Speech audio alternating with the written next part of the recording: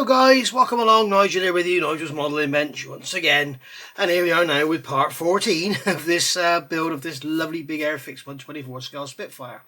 So when I left you in part 13, we'd done some work about fitting the engine cowlings and everything to the, is it cowlings, engine covers? I don't know what they're called. But basically we're doing some work with them, so we've got the holes drilled in them, we've got the pins. This has all been thinned out. If you're building this kit and you haven't got to that part yet, I would really suggest you go back and watch part 13, because there's lots of bits and pieces about this that you might want to know about. So basically it needs modifying and thinning out and everything. I've also added some plastic pins, as you can see, to the lower engine cover, the belly, and then that will sort of clip on. I have had it clipped on, but because it's all just so floppy and flimsy, it's not working. But basically that will clip on, so I might have to come up with something back here to sort of lock it into the fuselage and then clip it up in the front. But I have actually had it on there and shaken it, and it hasn't fallen off. So thinking about it, what I was going to do next was go on and get all these stripes painted, the band around the back and all the stripes and everything done, and then we can get those masked up. But I'm thinking that might not be such a good idea. What might be a good idea, I think, is to get the engine glued in, because basically the engine is really what is going to determine the position of this, because we've got these 6 little tiny contact areas on the back here that hold it in. But really it's the position of the spinner and the position of the exhaust that locate it. You've got these triangular lugs on here, you can see on there, and they go into slots in the side of the engine on both sides. So really it's the engine that's giving it all its rigidity and everything. So I think that's what we need to do. We need to get the engine fitted firmly into the engine bearers. So I need to grab the manual and make sure we've done everything, and then I'm going to go on, and what I'll do is I'll scrape some paint from these mountings. There's got 4 mountings there. I'll scrape some paint from these so we get a nice solid joint, and then what we'll do is we'll get the engine clamped in position, and then we'll get some cement on there, leave that for 12, 18 hours, whatever, make sure it's absolutely solid and can be pulled about, and then we can go on with getting this properly fitted. And once we've got it all properly fitted and everything sanded and trimmed and everything, we can get it in primer, spray it green, and then fit it permanently, and see where we go from there. So I'm going to go and check the instructions, then I'll get all this scraped up, and then I'll come back when I'm ready to put the engine in. Okay, so that's done. I've also gone down in these end of these wing roots and got some green paint down in there. Now, I wanted that area to be silver, but that thing is, that is such a thick area of plastic, it wouldn't be that in real life. So I've done it green so that it sort of blends in. It's going to blend in behind these parts of this framing. I don't want it to stick out like a sore thumb, because it's basically thick plastic that wouldn't be there. So what I'm going to do is get this engine fitted into the frame and then clamp it in. And I know that you love this, because so many of you just love seeing me clamping things. I generally get comments about my clamping. So the engine's going to go in, and what we need to do is slide it back in. We're going to slide it onto there, so that one there has to go back, and everything else can just drop down on. So that one's going to drop down in there. You can see there, that one's dropping down in there. All the engine mounts are down. That one's in there. So we've got a lovely joint as well. Very nice, clean joint. Have I scratched some of that silver paint off of there? It looks like I have. Or is it a black mark? I'm not sure what it is. We'll have to touch it up, or just leave it. But anyway, there we go. So that's the engine sitting down on all its mounts almost. There we go. So I'm going to take my clamp and just clamp that. Now a lot of you seem to think that when I'm clamping these things, I'm like giving it all clamp. I'm not, I'm just holding it in place. What I'm doing here with this engine is just holding it in place. If I grunch the clamps down, I'd be breaking stuff and bending stuff, as you will say. But when you look at how these cowlings fit, I don't think anyone can argue that I've bent or deformed anything in the front here. So there we go. So now we've got that in, we're going to put some extra thin in, not the quick setting.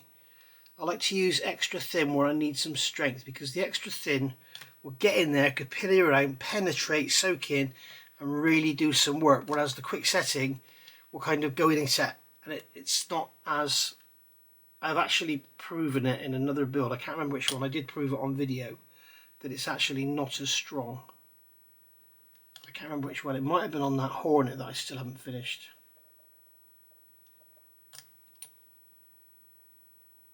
I'm not getting any glue on the brush, so let's get some more on there. There we go. Try and get into this one and try not to damage any paint. Just tap it and then get out.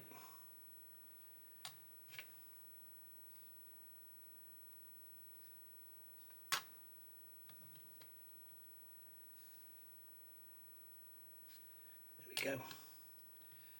So if I leave that to cure now for a good, as I said, good 12, maybe even 18 hours, just let that cure and let it sit. It should be nice and hard then. And what we're going to do is here on the bottom of these pipes, on the bottom in case it marks the paint, I put some in there, let that go into that joint, and I'm going to put some on the back of this one there and let that go into that joint. Did that go in? Yes, it did. So now we've got a nice joint between those pipes, as you can see. And now we've got a couple of other pipes and bits and pieces to fit, but I think we'll get the that framing sorted first so we don't have anything catching, and then we can carry on, because when you look at the instructions, the camera's going to white out, we fit the engine and then we go on and fit these bits and pieces which are all painted and all ready to go. We've got a pipe to go in there, and then we're going to fit the oil tank on the bottom. But I think I want to get on and get all this done, so we're basically going to be up to there and then we'll have all this to fit. So that's pretty cool. So I'm going to leave that now. For me it'll be 12 hours, for you it'll be a few seconds, and when we come back it'll all be nice and solid. And we're back. So as soon as I touch it, that falls off. Look at that. So we've got the belly here, which is loose. I could just get the belly, pop that in just like so. There we are.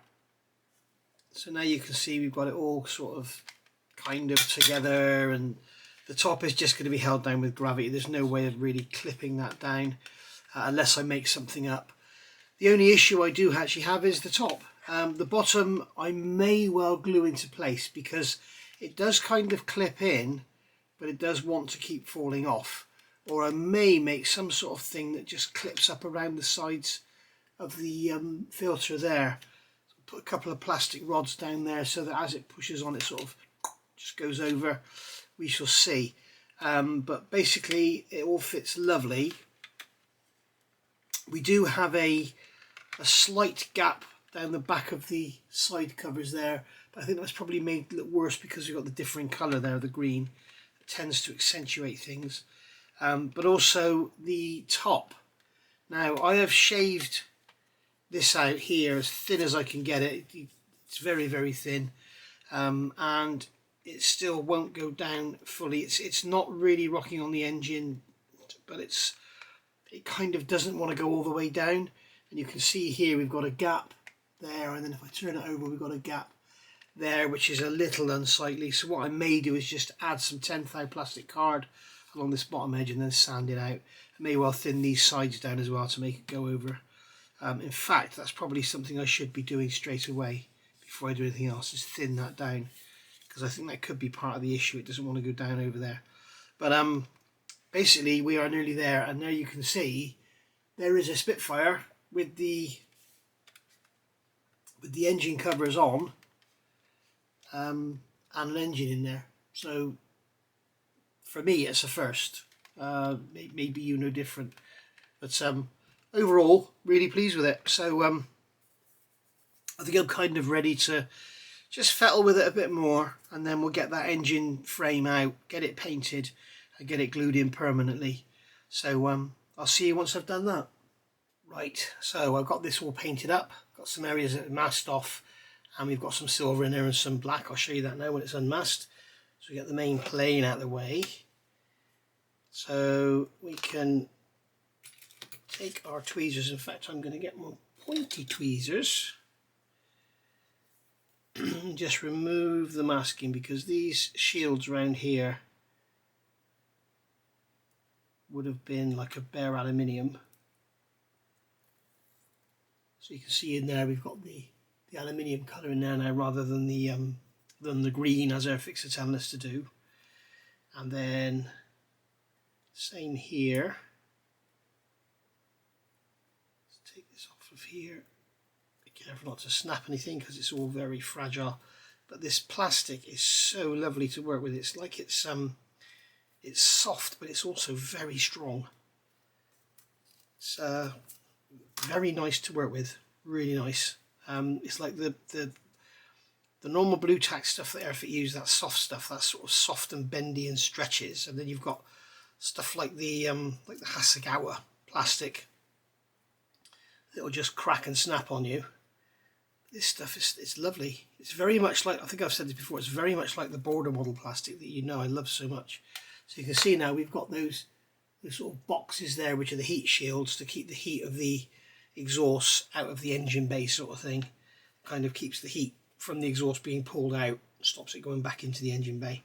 So I think they are like aluminium, and somebody did tell me they were actually stainless steel. I find that hard to believe, but I could be wrong. I have been wrong, I think once or twice, is it, before? Yeah, I am joking for those of you that take me serious all the time.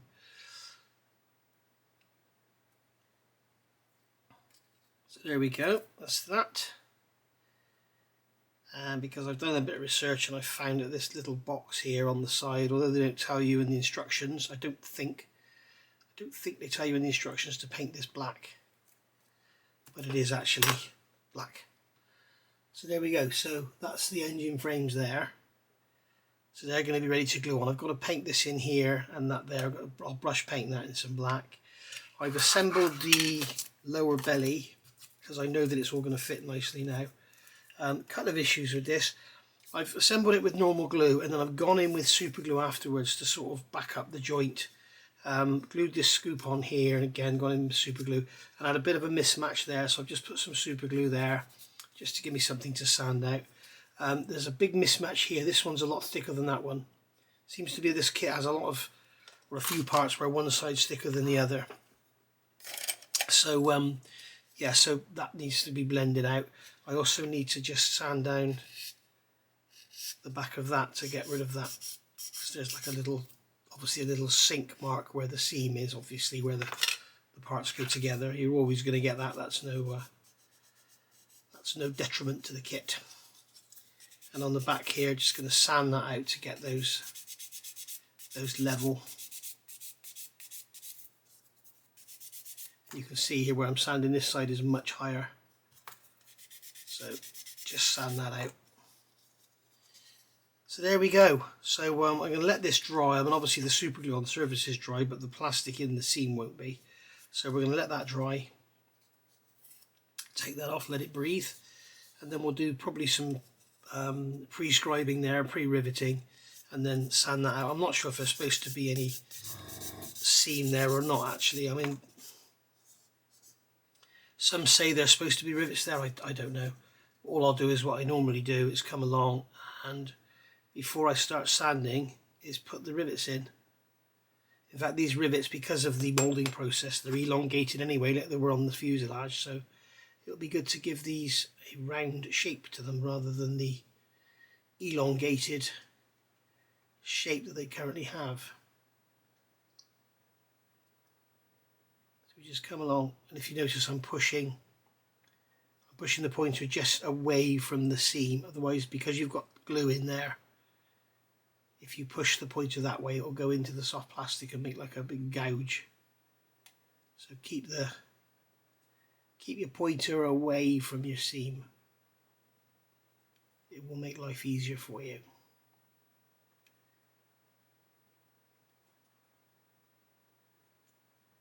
You don't want to watch video of that, do you? So there we go. So if you do that, you see, when you sand, then you've made the rivets deeper before you sand, rather than have to re-rivet all afterwards and get all the spacing right. So just my little suggestion. So as I say, we're going to let that dry, and then we'll get that all nicely sanded and filled and whatever we need to do to get it all blended out looking lovely. I'm not sure if there's supposed to be a seam around there or not. I don't think there is, but I can check. But there's no point in working on seams on here because the solvents in the glue will evaporate and just put you a seam back in there. So I'm going to sand all this nice and smooth in here, get rid of those tabs and everything. And as I say, I may glue this on, we shall see. But we've got that there going into there.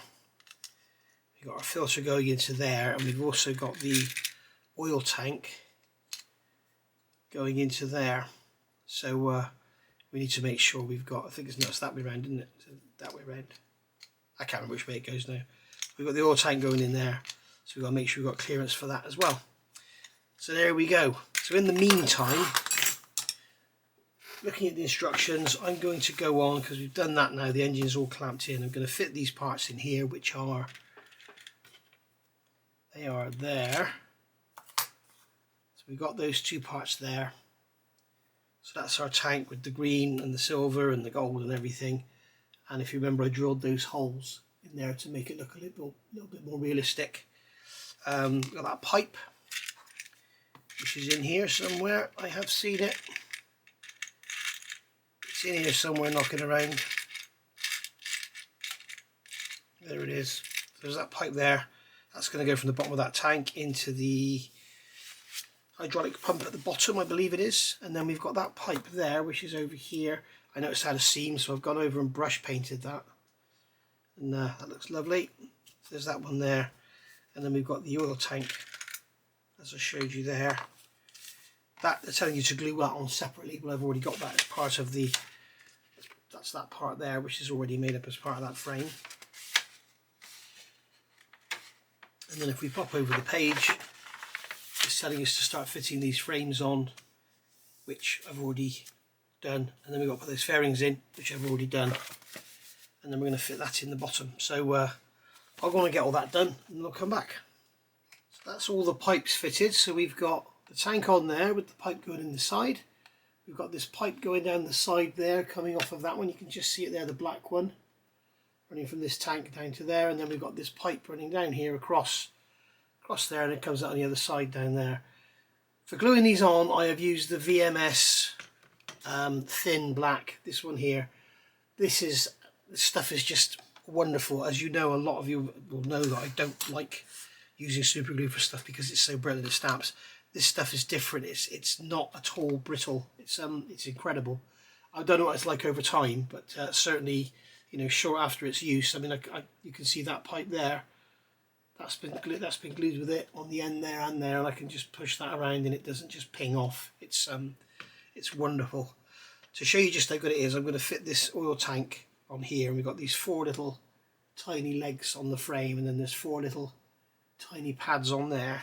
So I've scraped some paint off of each to get a good contact. And of course, the other thing with this being black, you can see where you've got it. So, and it just, because it's quite thin, it kind of capillaries into the joint and it just blends in with your washes and stuff. It's just, I don't have a bad word to say about it. And it lasts a long time on your pot. It doesn't just dry out. You come back and use this probably in an hour's time. You can extend the life, I believe, by putting in a wax candle, but you know, tiny little drop on there, as you can see. I'm just going to come along here, place this in on those 4 lugs. The fit is fantastic. You can see that's just going to go in there like that on those 4 little legs. I've got a little bit of glue oozing out there, so I'm just going to grab a cotton bud and just remove that.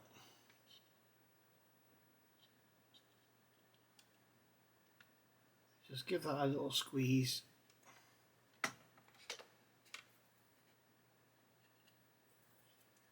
Cotton bud's not getting in there. Not sharp enough on the end. There we go, it's got it this time.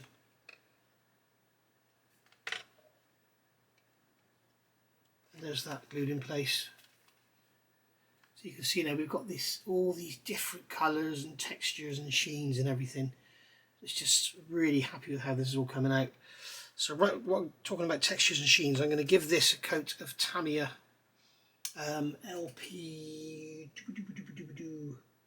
LP24, I think I'll use. Or I might even use the acrylic one actually, because the LP might start to blend these paints together because it's hot. So I might use the acrylic one, just give it a quick coat of a semi-gloss varnish, and then I'm going to have to come in afterwards and brush paint those, and then we'll get this fitted onto there. So you can see kind of that's going to look, again, it's all looking very, very busy with all the different colours and everything.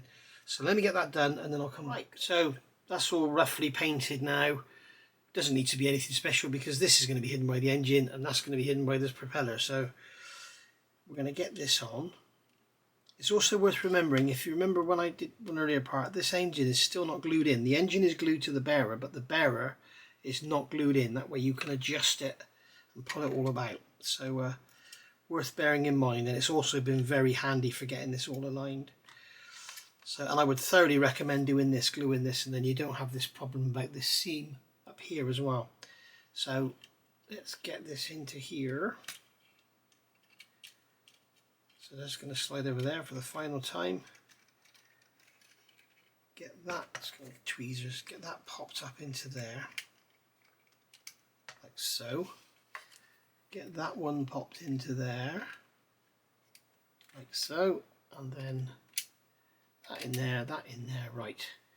And then what we can do is squeeze them into the engine, and then we can pop these into there like that. Just bend that out, pop it in, and that's it.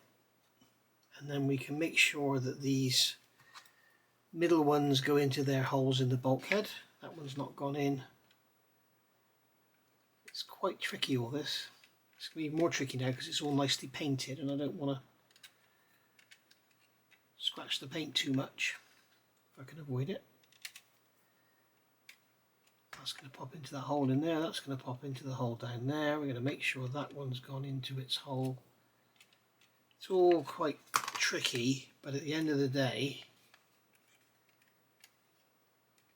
it does all go in.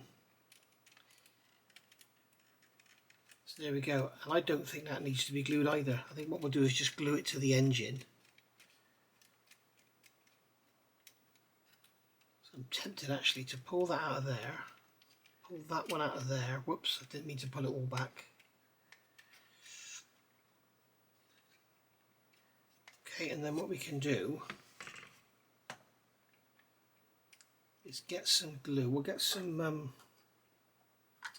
use some super glue I think. Let's get this black thin. God, this stuff is so good. Right, I think what we'll do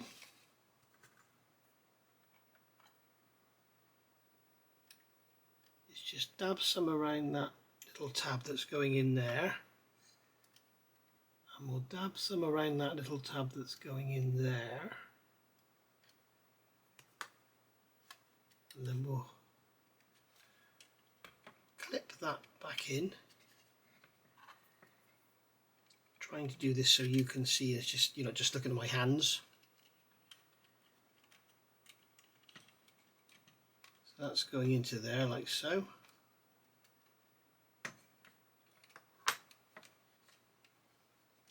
Okay, and then this one, we've got two little mounts down there. And they're also going to get glued in a minute. So that one's gone in and staying. And then what we'll do is get some glue on this one here. Get some glue on that little tab there, and we'll get some down on that little tab there.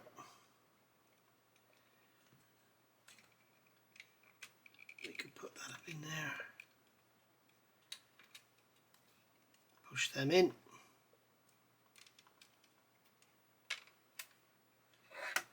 You can see that one there is pulled out from down there, so it's going to try and hold everything out of place. That one doesn't want to go in. There we go. There we are. So that's glued to the engine. You can see now how this is looking. It's all looking very, very interesting. Lots of different shapes and sizes and textures and colours and all that. We haven't even given it a wash and dry brush yet.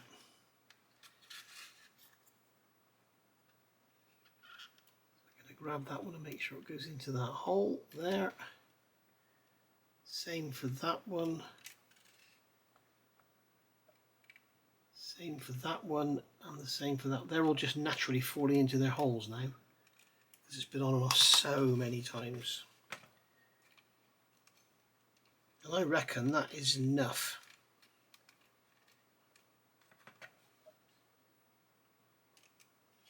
I think once I've got the cowl panels fitted finally, I think we'll give it a little drop of glue then. We can get in there and give it some little drops of glue in some unsightly places.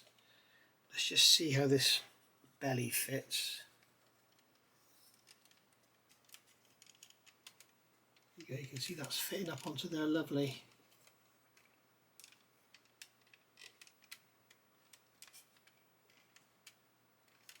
It's very difficult to make it clip in place because the bloody holes don't line up.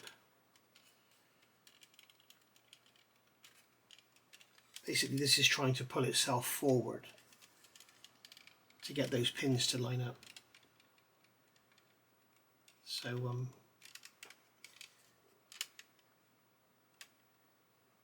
but it is staying there. Remember, I'd love to use magnets, but I'm putting myself through agony by going down this out of the box route. It'd been so easy just to put magnets in there. I could put a magnet inside there. I could put a magnet in the bottom of there, and it wouldn't ever fall off then. So I may end up going down that route yet. We'll see. I just want to see if, at least for the build, we can get it out of the box, and then if we have to go back to it, we can. But that's not lining up there at all. I can get it to line up, but if it lines up, then it just pulls all the holes apart. So I'm going to fiddle around with this a bit more, because that's still not gone in properly. So there's something wrong. One of these hasn't gone in. I think probably you have to have all of them going in, and you also need to make sure, there we go, you see the whole engine, because I haven't glued these bearings in, you see I can move the whole, see that? I can move the whole engine about, and the whole engine cradle had pulled out from the bottom, so that's what was causing the issue there.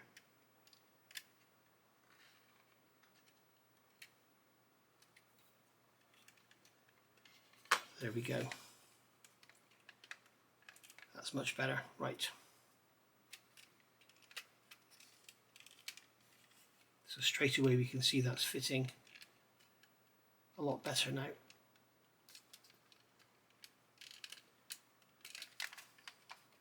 He says. There we are. So yeah, kind of glad I haven't glued that engine in yet. I will do when it's all fitted up, when we've got everything all nice, when everything fits beautifully, then I will go and glue it all up. Right, see you in a minute. There we go. So I think we can all agree now, these panels are fitting lovely. There's a bit of a gap there. I think I need to add a bit of plastic card to the top of these side panels, or to the bottom of the upper paddle if I'm honest. But you can see there's a bit of a gap there. If I turn it over, you can see there's a bit of a gap on the other side as well. So I think I will add a bit of plastic card there just to make it close up a bit better. You can see that the fit around the bottom is lovely on both sides. So that's all good.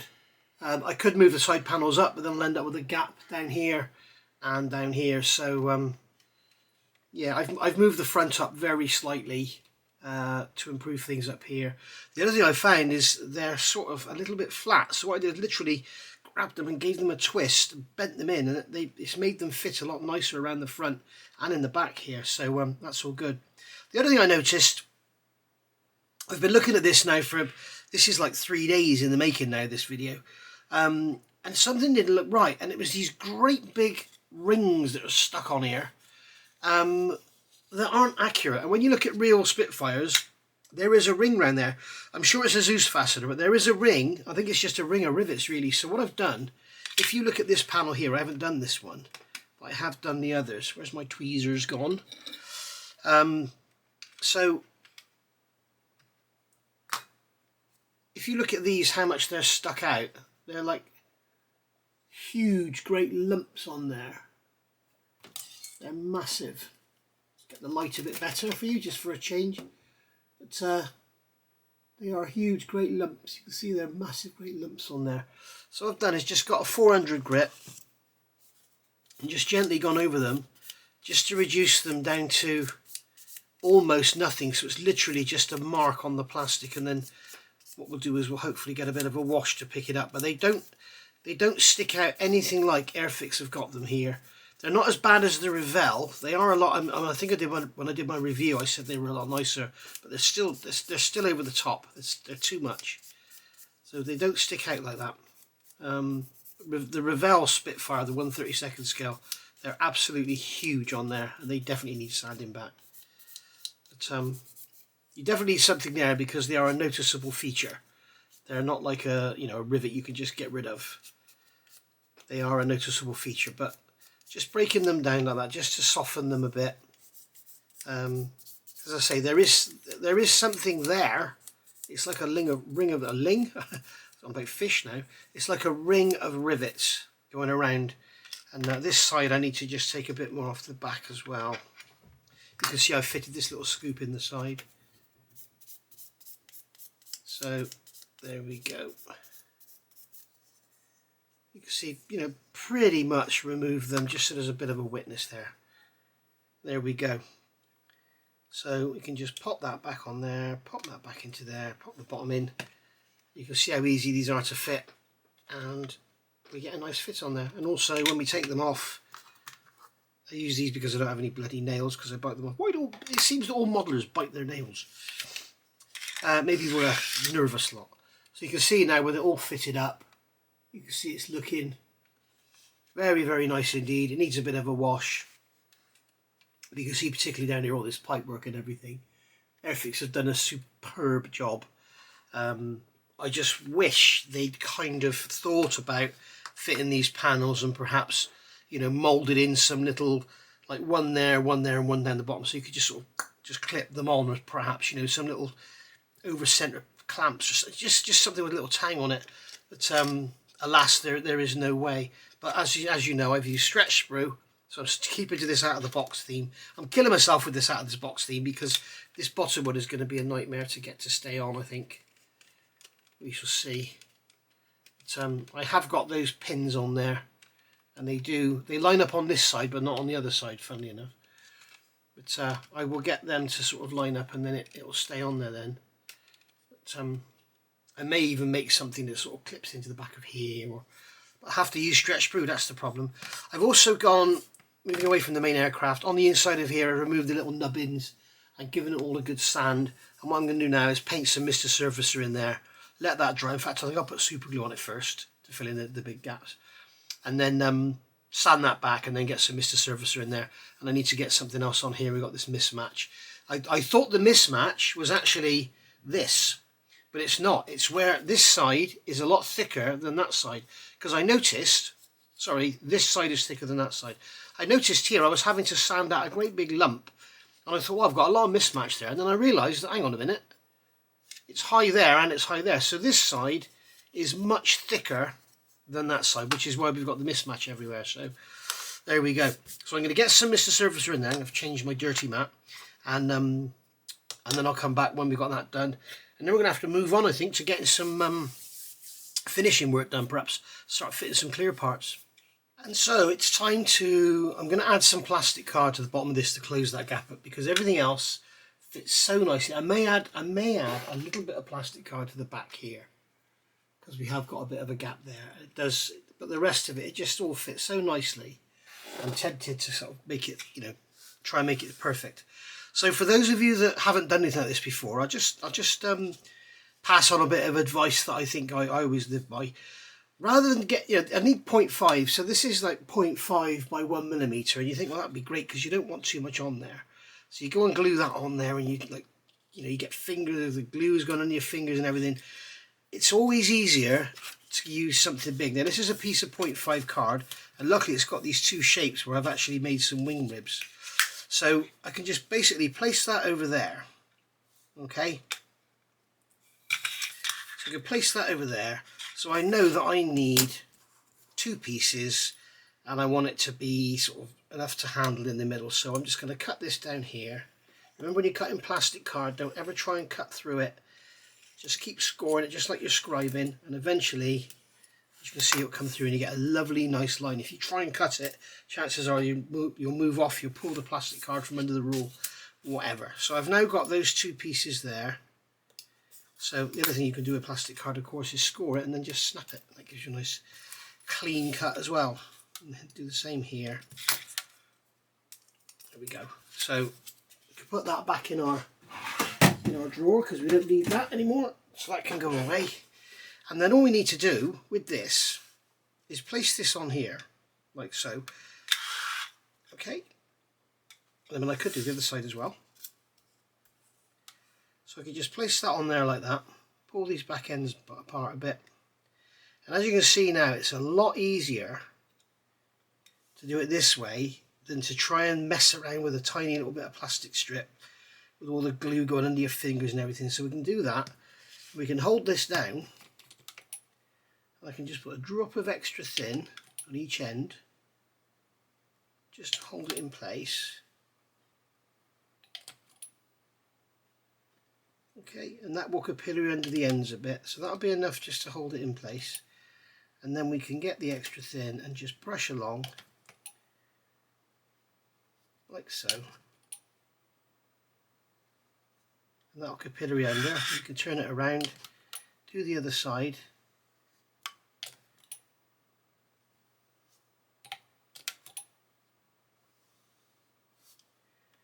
And there we go. So we have now got two bits of plastic card glued to our engine cover, and I do need to make sure I've glued it down properly because I don't think I had enough glue on the brush on this side. I can do that afterwards anyway. But basically we've got that like that now, so that'll just be enough to pack out our engine cover to get rid of those great big gaps down the side. Okay. So that's my little bit of advice on how I do things like this. I don't ever try and fumble around with little tiny bits. As for being out of the box, I'm not sure. If I were to enter a competition, I'd have to ask John. But if this was to be entered into a competition as an out of the box build, I don't think this would fail it, because this is like a filler. It's like saying you've used filler and it's therefore not out of the box. So I don't think it would fail. I could be wrong, and if I am wrong, then I don't really care, because I'll probably never enter a competition anyway, because it is nothing like good enough to win even a bronze. So I won't bother with that.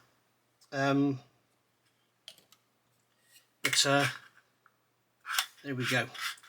So leave that to dry now for a good 12 hours. Let the glue go nice and solid, and make sure that it's a nice solid joint, and then we're done. And then we can just come around with the knife, trim off the excess plastic, sand it, bit of Mr. Surfacer, job done.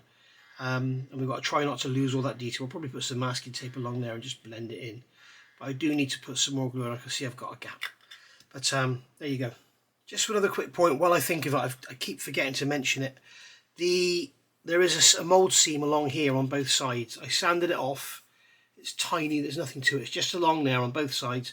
You need to make sure you sand that off, otherwise it's going to show up underneath your paint if you are indeed putting the covers on, which it seems nobody is. So as you can see, adding the plastic trim has vastly improved the fit. You can see now we have no gaps. Everything is just sitting there on its own naturally. Obviously I turn it over, the top's going to fall off, but you can see there we have no gaps at all. Done some plastic card down the back as well, just to get those fitting a bit better. So yeah, it's all in all, really pleased with how it's come out. So there we go. So we've got to put some Mr. Surfacer now, just along that edge, and do down the back of the sides, and then just sand it back, just to make sure we don't have any gaps or sticky out bits or whatever. And obviously being careful when sanding not to completely lose that fastener detail. If we do, we do. It's not very accurate. It's not very nice. It does look horrible. It's much nicer than the Revell 1/32 scale kit. Has got awful fastener detail. It's like, you know, an inch thick in scale. But whatever we got, you know, we'll see how it looks when it's all done. So as you can see, it just helps vastly with getting rid of gaps. Okay, so now we can see with the grey paint on there, it's much better. You can see that there's no real gaps at all. It's never going to fit as tightly as, you know, as clamped down panels are going to fit, but it's it's pretty good. So there we go. Right, tail feathers. Let me change this mat over a minute. Right, yeah, tail feathers. So we fit the tail planes, as you know. Everything else is all done. Everything's glued up and ready to go. So if we come to fit these elevators, they sort of slot into there like so, but there's no real location for them. I wish they had a tab on them or something, or better still a hinge so you could position them like they've done with the ailerons. But there's absolutely nothing. You've got this central piece here which is going to pick up, which is, you know, cool. But then you come to the rudder, there is absolutely nothing. It's just a smooth radius in there, a smooth radius in there. So you've literally got to glue it on. Now, having these separate gives you the option to have these sort of angled or whatever, so you don't have to have everything straight. The trouble is with that, you're left with this area here exposed on the top of the fin, which I don't really know what it should look like. So I would rather just have it straight, have the column in the middle, and have everything straight. So we're going to have to glue this on. We've got the little actuator there to go in the side, but we're going to have to glue this on, but there is nothing to glue it on with. So what I'm going to do is grab some of the white with its welded on lid. I'm just going to grab some of the white and run some glue down there. Okay, or cement should I say, to satisfy the moaners. And then just basically slot that into position like that and hold it. You can see it's not, in fact it's even worse than that, because you can see I've put glue down there, but there's not a spot of glue on the rudder, so it's not even the same radius, so it is not going to stick in place. Airfix, why do you do this? You've made such a beautiful kit, and for the sake of a hinge or a tab or something, now the way I would normally do this is put a couple of brass rods in there. What I would do is hold it in place, put some masking tape on here, mark a line, and then where the line is, drill a hole, where the line is, drill a hole, put some brass rod in there and slot it in. Which even here now I'm tempted to do, because I know it's supposed to be out the box, but this is just ridiculous. You know, you've seen me put the glue in there and there is not a spot on there, so I'm tempted to do the brass rod anyway, even though I'm trying to go out of the box with this one. So let me get this all marked up and we'll go from there. Okay, I'm going to remove this engine cover because I know it's going to keep falling off, and I'm going to remove that belly as well, and that's going to keep falling off. The other thing is I've filled and sanded all the inside of that now, so it's all nice and smooth on the inside, and it's nice and smooth on the outside. I've redone those rivets down the middle there as well. You can see they're all done. Right, so I've got the tape on here, so what we're going to do now is just draw a line on the tape. Let's use a bloody marker pen. Dear, dear, dear. Right, so we'll draw a line on the tape, just like so, and then like that on there. Okay, so now we've got a line on there. So now we can take a knife and just slice through the masking tape, just like that. And then we can remove the rudder, and now we've got pen markings which are about 8 inches thick where we're going to put our pins. So I can just mark like that on there, and then we can do the same here, mark across, just like that. Okay, you probably can't see it, but I can. And then with the pointed tool we can make an indentation there, we can make an indentation there, make an indentation there, and make one there. Okay, and then what I should do is drill these out to 0.8, and then we'll put some brass wire in there, 0.8 diameter. Okay, you've heard me talk on a number of occasions about these drills and these drills, and how these have got such a steep helix, how they put in. So I'm going to attempt to show you the difference. So I've got this marked out now. Okay, so we've got a centre, I've made it marked a centre there, and I've marked a centre there. Okay, so I'm going to go straight in with a 0.8 drill, no pilot drilling or anything. and this is the bad drill. Okay, so as you can see, it's just putting itself in straight away. Alright, and because this is a fairly strong rigid item, that's absolutely fine.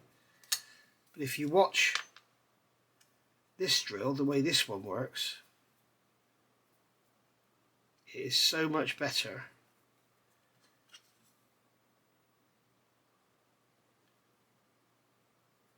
You can see how I can actually drill this rather than it just screwing its way in like that the drill did. You can see, so it's a far more sensible drill, and you can see this one here, we managed to get that one slightly off center. So what I'll do is I will make sure that when I drill that, it's slightly off center as well. So what we can do now is just mark this and have it slightly off center, just like that, and then they should line up. Make sure I've gone the right way. Yes, I have. So we can drill this one off center. There we go. And then we can drill the top one on center.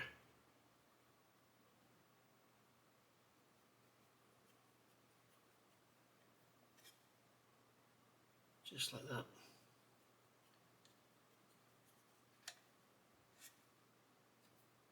There we go. Okay, so now what we can do is get some 0.8 brass rod, put these away, and just slip that in there. So I'll grab some rod and then I'll be back. And as if by magic, there we go. We've got the brass rods fitted into those holes, and then we've got the holes drilled in the rudder, and that can just slide onto those brass pins. And there we go. And now we've got a rudder that won't just break off. You don't even need to glue it on if you don't want to. What we'll do, we'll grab my glue looper, we'll put a drop of glue on there and a drop of glue on there. Notice I'm not putting a big blob on the end, because what will happen if you put a blob on the end, it'll just wipe it off. You end up with a bit of a mess. So we need to do this quickly. Just push it on, there we go. And that's that on there, and that ain't going nowhere. So, and now you've got a bit of rigidity in it, and you don't have to worry about knocking it off all the time. So that's that done. Now with the elevators, I'm kind of tempted to do the same. Because again, we're going to have a very weak joint. So I think what I'll do is the same again. I'll tape them up, mark them up, and drill them out, and then I'll come back when we've got the pins in. And so we have our brass rods now in the tail planes, as you can see. So we need to get these in, so we need to get them in like that and then slide them on, which is why the brass rods are fairly short. Okay, just notice I've got something on there. Oh, it's just dust from sanding, that's why I wonder what it was.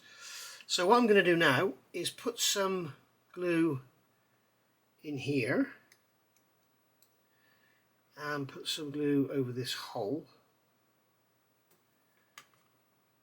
And then I'm going to slot that into there. Push that onto that pin, and then I'm going to put some glue over that hole, just a little drop on there, and then I'm going to slot this into there and slide that over that pin like so, and then push these together. Can't remember now which way they went. Basically, as long as everything's parallel, we're all good. Everything's fine. So there we go. That's our elevators on as well.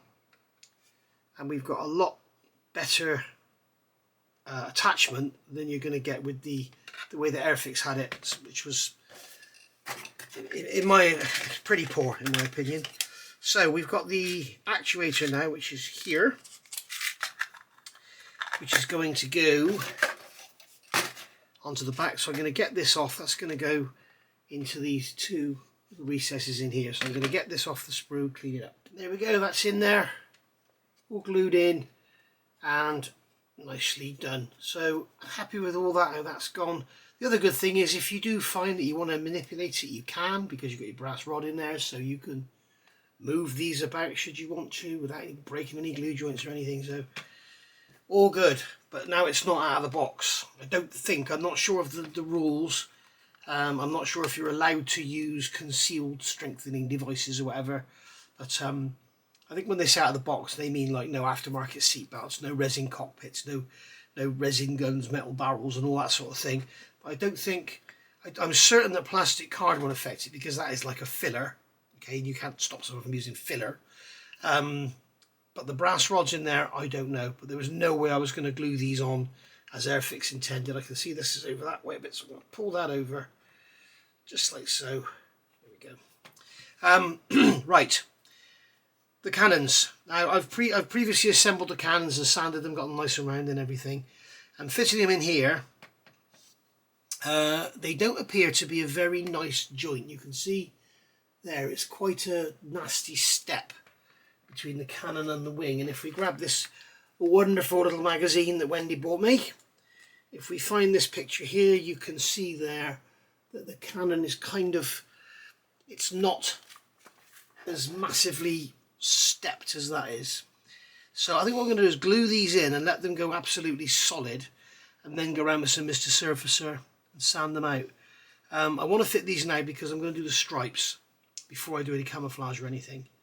So I want to get these in now. So I think what I'm going to do is get some extra thin in here, because I'm afraid in a moment I have some good and bad news for you with regard to this build.